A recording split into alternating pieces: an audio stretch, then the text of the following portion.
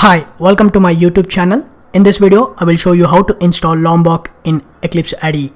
So let's begin. In order to install Lombok, first you need to download the Lombok jar file. I'll drop a link in the description section of this video to download the Lombok jar file. And once you download the Lombok jar file, to install that, double click on the jar file.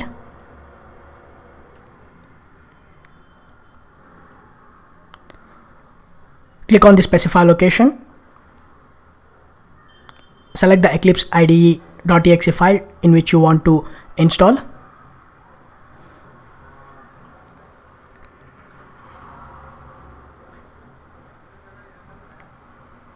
Select the eclipse.exe file and click select. And you can see the check mark that has been checked.